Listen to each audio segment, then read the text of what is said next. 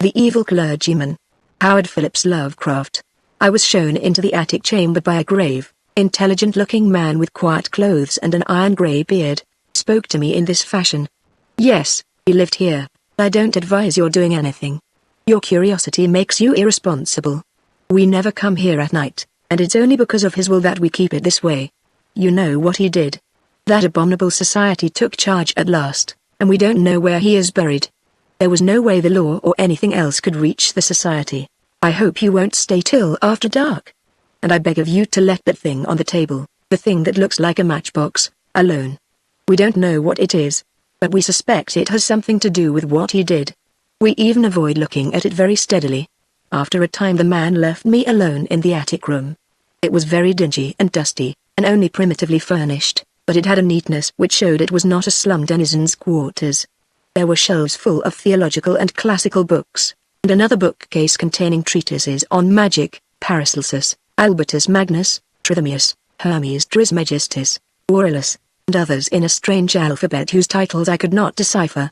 The furniture was very plain. There was a door, but it led only into a closet. The only egress was the aperture in the floor up to which the crude, deep staircase led. The windows were of bull's-eye pattern, and the black oak beams bespoke unbelievable antiquity. Plainly, this house was of the old world. I seemed to know where I was, but cannot recall what I then knew. Certainly the town was not London. My impression is of a small seaport. The small object on the table fascinated me intensely. I seemed to know what to do with it, for I drew a pocket electric light, or what looked like one, out of my pocket and nervously tested its flashes. The light was not white but violet, and seemed less like true light than like some radioactive bombardment. I recall that I did not regard it as a common flashlight. Indeed, I had a common flashlight in another pocket. It was getting dark, and the ancient roofs and chimney pots outside looked very queer through the bull's-eye window panes. Finally I summoned up courage and propped the small object up on the table against a book, then turned the rays of the peculiar violet light upon it. The light seemed now to be more like a rain of hail or small violet particles than like a continuous beam. As the particles struck the glassy surface at the center of the strange device, they seemed to produce a crackling noise like the sputtering of a vacuum tube through which sparks are passed. The dark glassy surface displayed a pinkish glow, and a vague white shape seemed to be taking form at its center.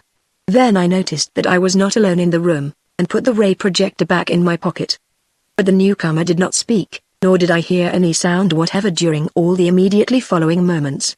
Everything was shadowy pantomime, as if seen at a vast distance through some intervening haze, although on the other hand the newcomer and all subsequent comers loomed large and close, as if both near and distant, according to some abnormal geometry. The newcomer was a thin, dark man of medium height attired in the clerical garb of the Anglican Church.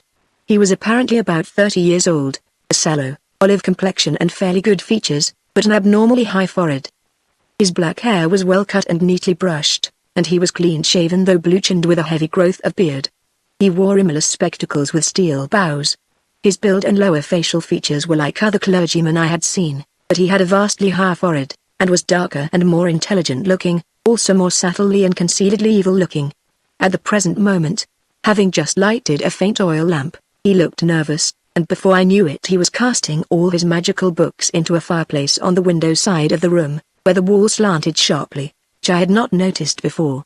The flames devoured the volumes greedily, leaping up in strange colors and emitting indescribably hideous odors as the strangely hieroglyphed leaves and wormy bindings succumbed to the devastating element. All at once I saw there were others in the room, grave-looking men in clerical costume, one of whom wore the bands and knee breeches of a bishop. Though I could hear nothing, I could see that they were bringing a decision of vast import to the first comer. They seemed to hate and fear him at the same time, and he seemed to return these sentiments. His face set itself into a grim expression, but I could see his right hand shaking as he tried to grip the back of a chair. The bishop pointed to the empty case and to the fireplace, where the flames had died down amidst a charred, non-committal mass, and seemed filled with a peculiar loathing. The first comer then gave a wry smile and reached out with his left hand toward the small object on the table. Everyone then seemed frightened. The procession of clerics began filing down the steep stairs through the trapdoor in the floor, turning and making menacing gestures as they left. The bishop was last to go.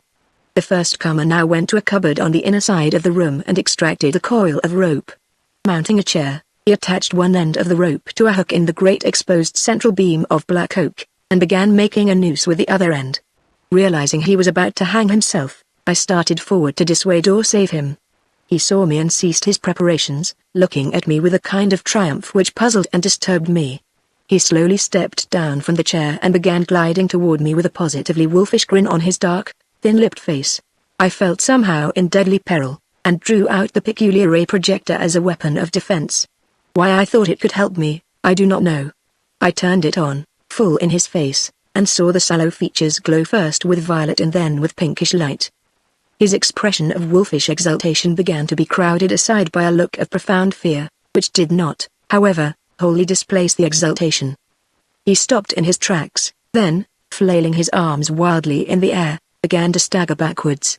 I saw he was edging toward the open stairwell in the floor, and tried to shout a warning, but he did not hear me. In another instant he had lurched backward through the opening and was lost to view. I found difficulty in moving toward the stairwell, but when I did get there I found no crushed body on the floor below.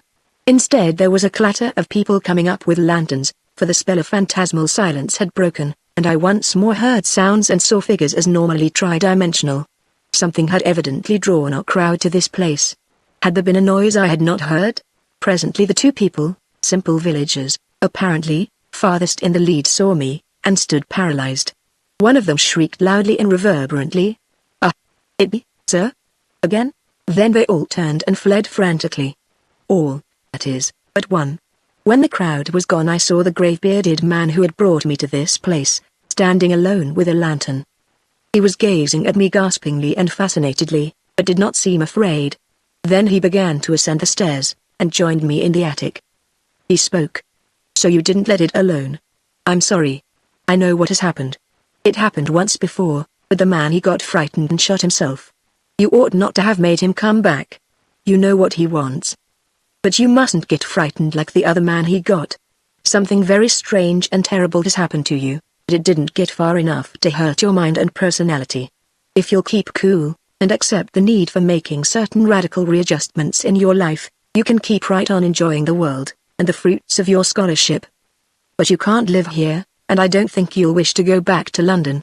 I'd advise America. You mustn't try anything more with a thing. Nothing can be put back now. It would only make matters worse to do, or summon, anything. You are not as badly off as you might be, but you must get out of here at once and stay away. You'd better thank heaven it didn't go further. I'm going to prepare you as bluntly as I can. There's been a certain change, in your personal appearance. He always causes that. But in a new country you can get used to it. There's a mirror up at the other end of the room, and I'm going to take you to it.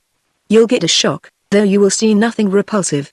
I was now shaking with a deadly fear, and the bearded man almost had to hold me up as he walked me across the room to the mirror, the faint lamp, that is, that formerly on the table, not the still fainter lantern he had brought, in his free hand.